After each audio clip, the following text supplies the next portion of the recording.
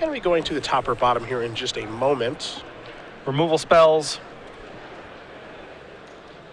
card drawing spells, planeswalkers.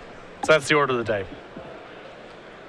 Danny Jessup, number 3 here on our Season 2 leaderboard. Pretty important match for him.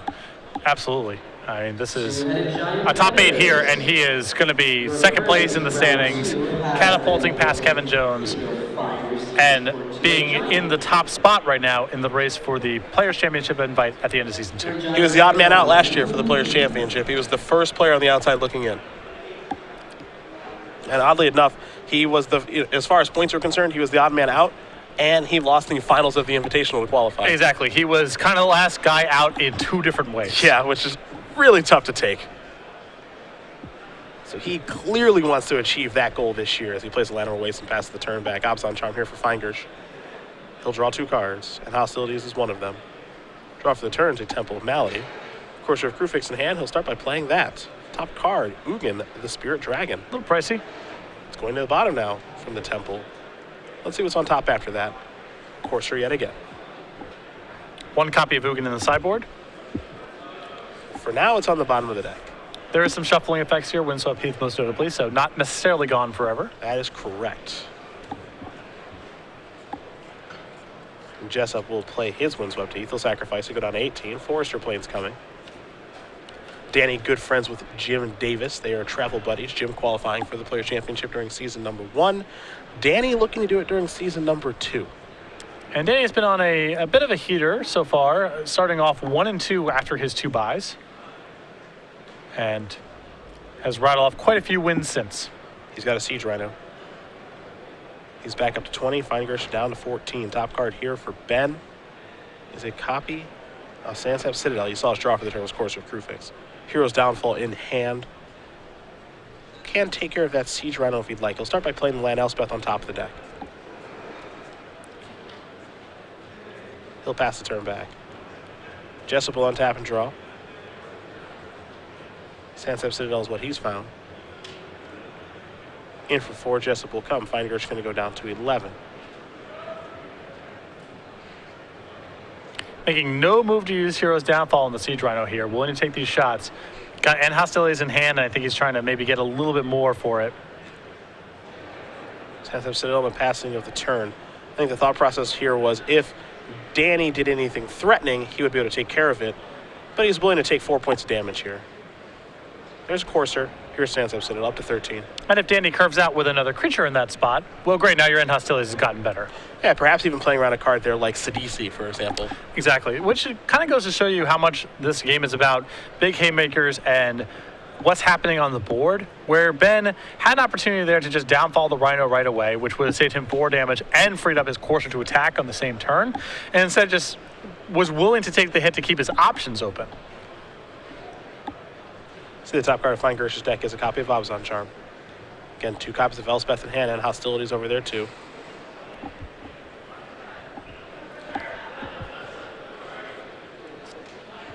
The thing I'm scanning now for Danny, kind of card that can catch him up in this situation, is he have a card like Ugin in his deck.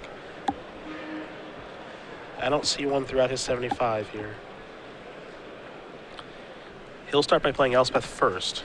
Yeah, his deck's got a slightly more aggressive tilt to it with Deathmist Raptors, and not the Den Protector is particularly aggressive, but it does synergize there with the Deathmist Raptor, Whisperwood Elemental as well. A little bit more creature focused. And he did say that he liked that combination of cards when we talked to him. He said the Deathmist Raptor has been just awesome for him the whole weekend. Well, Jessup's the first one with Elspeth. And Feingersh does have 2 copies of Elspeth in his hand. He'll start by playing this Forest off the Courser, so Courser building a small incremental advantage as there's Nissa Worldwaker on top of the deck. It's been pretty big for Ben. I mean, I think he mulliganed this game by the looks of his opening hand. He was missing some land drops. Courser has been keeping his head above water in terms of resources and land drops here. Danny's still with a stocked hand himself.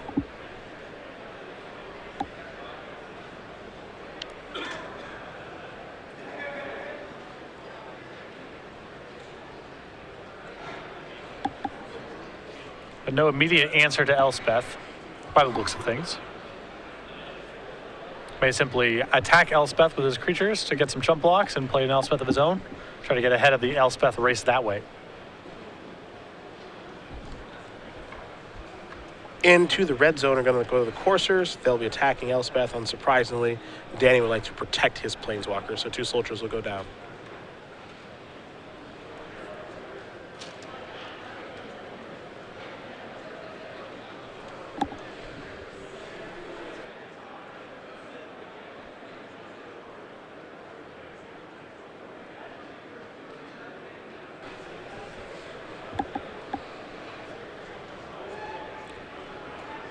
I mean, I suppose Ben can use Abzan Charm to draw some cards here, but I don't really see any other line of play here besides Elspeth, given what his hand looks like. Yeah, I think I agree with you. 3 soldiers are going to come in. So now we're going to have a good old-fashioned Elspeth fight, something we haven't had for a little while here. Jamoka's commander draw. You can see just how different Jessup's deck is. Yeah, definitely the aggressor in this matchup.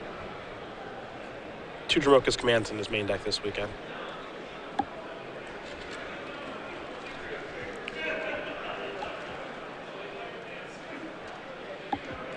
Jessup has played a lot of Abzan over the past handful of months. His 2nd place finish at the Season 4 Invitational in Seattle last year.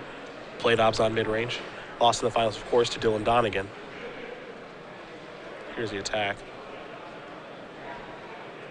So you have to imagine he's pretty familiar with the mirrors. Doesn't mean his deck is well situated for the mirror, but you have to imagine that he's familiar with it. I think you generally want to be the more controlling of the decks in the mirror match because it just goes on for a long time. There's a lot of removal and so forth. So individual creatures are not particularly powerful. That said, the ones that differentiate Danny's list here seem good in long games. Deathmist Raptor, Den Protector, Whispered Elemental are all good threats for this kind of matchup. Whispered Elemental, as you mentioned, just a heck of a magic card.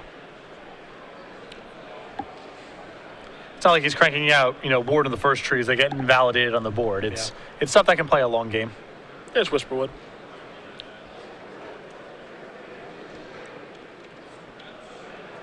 The follow-up is Jamoka's command. Yeah, this could be fight and sacrifice an enchantment potentially.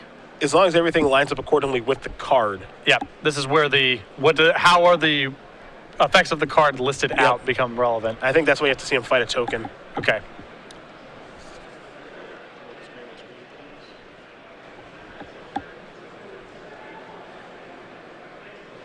And now he'll manifest.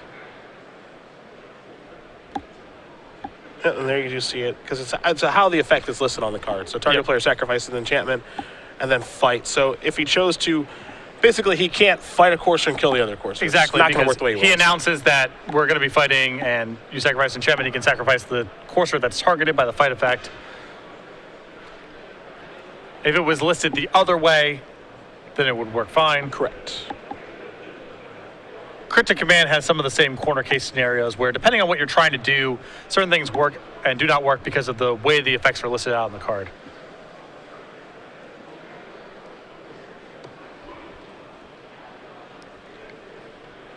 Feingersh going to tap some mana here. Let's see what it's for. We know he has Nissa in his hand. Another Elspeth too, but he doesn't need that other Elspeth right now. I think he's trying to figure out if I'm going to play Nissa. What am I going to do with Nissa? He will play Nissa. Temple of Silence is going to become a 4/4. Here's 2 mana. I believe we're going to have Ultimate Price take care of Whisperwood Elemental. Magic players, we are still taking signups for our 2 p.m. Legacy Challenge. Elspeth will take up. 4-ounce Christmas. If the Legacy PIQ didn't Ben needs to make sure the board is reasonably contained because he is likely to lose the race at this point towards the Elspeth album because Danny got to go first. Yep.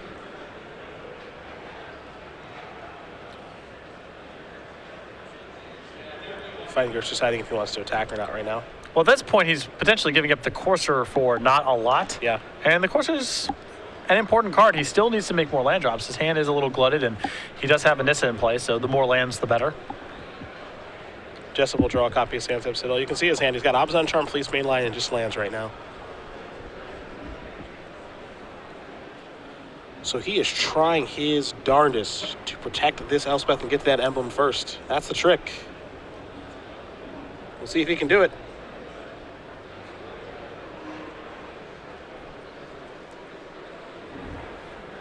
Got some math to do here, about 13 minutes to go. And neither player looking for a draw here. No. No, no, no. Puts you in a position where you have to win next round and then hope.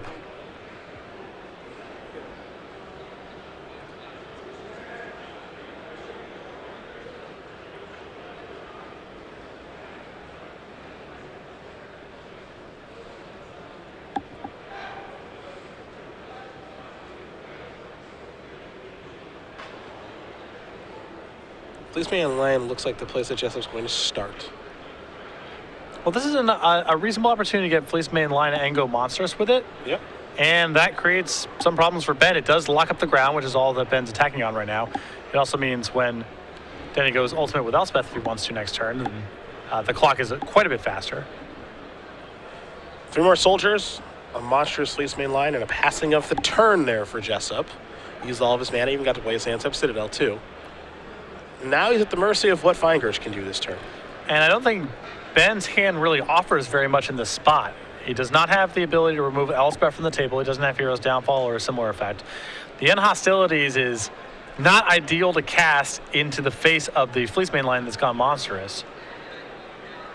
Though Ben may not have a choice because he's looking at lethal on the way back. And I'm not sure that Ben can cobble together an attack here to make enough inroads on Danny's Elspeth because there's such good blocks afforded to Danny right now. He has a Fleece main line available to eat the largest creature, a manifest token available to take care of one of the soldiers. Perhaps this all goes back to the way that Ben used that Hero's Downfall. Yes. I mean, that it would have been pretty risky there to just leave the Siege Rhino in play forever and ever, but his line of play was vulnerable to Elspeth if Danny had it in front of his own, and that's what's happened. And Ben may actually be forced now to just Abzan Charm and hope to find a downfall. Mm-hmm. He may not have another route. Liliana Vest, the top card of the deck here from the Temple. Looks like it's staying on top.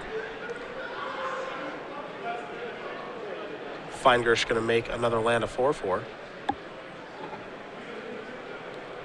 This attack does allow him to make some inroads, but the problem is that he does lose a lot of his board in this whole sequence.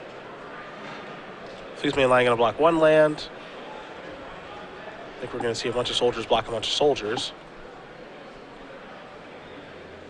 And if you're Danny, you got to be a little wary of a card like Abzan Charm if you can. If you can't, obviously that's one thing. If you can, that's another. But the blocks do seem relatively straightforward here for Jessup. He can put soldiers on soldiers. He can use his manifest creature and then 2 soldiers to block a 4/4 land. He can use his Fleece main line, which is a 4/4 indestructible right now due to monstrosity on another land. Well, the tokens left over also allow him to overblock on one of the tokens if he's, there's some pretty straightforward handholds here, but the specifics of the block are definitely a little complicated.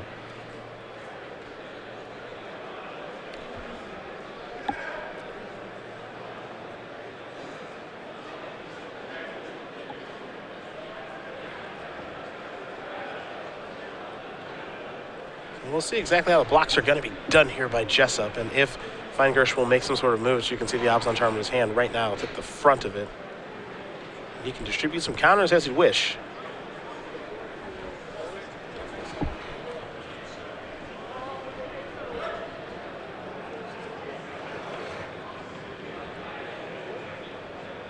It looks like that forest is going to come in here unblocked.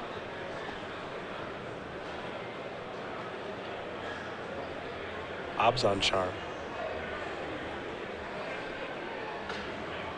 Again, these counters, you get to distribute 2+1/+1 counters as you like. Yep. A lot of people think it might just be 2+1/+1 counters on one creature, but you can move them around even on your opponent's stuff.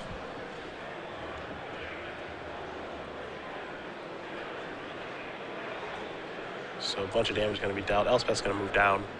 It's on 2 counters. The morph was a Sorin.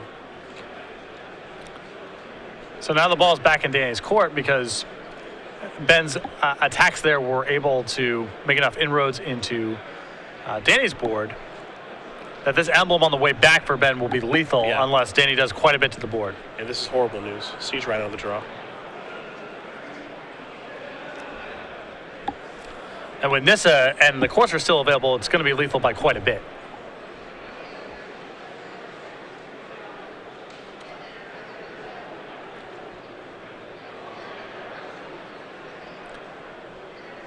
Now he might be forced to actually cast Abzan Charm and draw cards to try to find a hero's downfall. Yeah, I thought that Ben was in a bit more trouble last turn than those attacks would have indicated. He was able to do some real work on Elspeth and on Danny's board.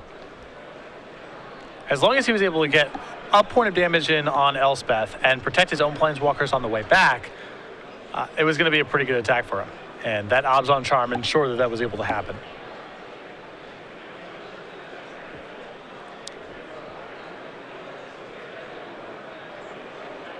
I'm not sure what the best line of play is here for Jessup in this turn.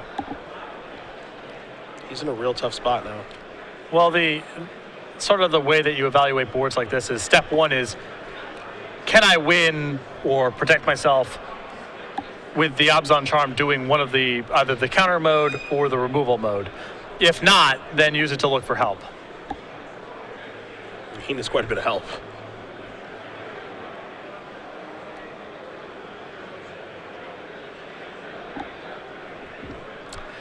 Another thing to keep in mind is if Danny has no blockers back, if he sends everything trying to make some inroads with these Planeswalkers, there's still 14 damage coming back on the board, plus Nissa, which is another 4, which is now up to 18.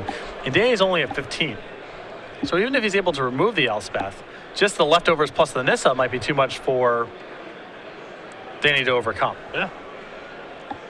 Not to mention, this Abzan Charm's got some real work to do. I mean, it's actually got to hit something relevant, too. Plus he takes 2 and goes down to 13. Courser, Urborg, those aren't very helpful.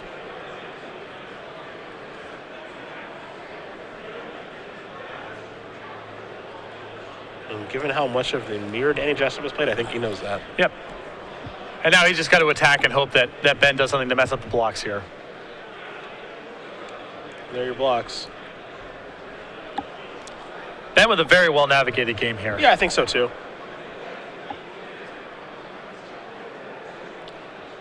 That's going to tick up. Maybe Danny plays a Siege Rhino here. Well, if he plays the Siege Rhino, then I think That game's just over. there's no reason for Ben not to make an emblem with Elspeth. Yeah. Danny kind of needs to keep up appearances. I think with another Elspeth in hand, Ben's just going to be going for it next turn. But if Danny taps too low, then there's no reason for Ben not to. Courser, top card, Temple, plenty. Here is Temple. Danny going to gain a life. Scry here, Abzan Charm. That'll go to the bottom. Next card, Temple of Malady. Pass the turn back. I'd say that's going to be Jessup's draw next turn, but I don't think there's going to be a next turn. Yep. Liliana Vest the draw. Top card is the Llanowar Waste here for Feingersh.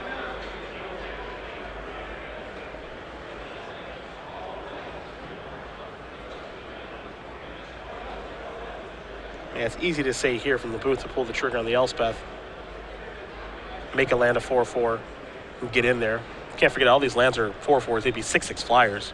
Yeah. One of them would actually be a 7/7 flyer since it has a counter from Abzan Charm, which is more than enough.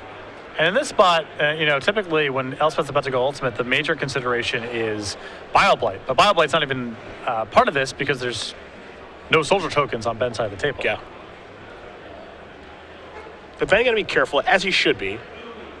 Run through what can go wrong in your head here. So even in the world where Danny has a murderous cut, you make a token with Nissa, that becomes a 6/6 because of the emblem. There's still more than 14 coming across, even in the murderous cut scenario. Yeah, it's basically foolproof at this point. You mentioned Murderous Cut and how that could kill the Temple of Silence. Yep. That's a 7/7. This is going to make this land into a 4/4, actually a 6/6 because of the Elspeth emblem. Has flying. Courser obviously is a 4-power creature. And at this point, you just say everybody come to you, and that's in the extension of the hand. Ben Feingersh is going to win this match over Danny Jessup. 2-1. Abzan control mirror goes to Ben. He's up to 11-3 for Danny.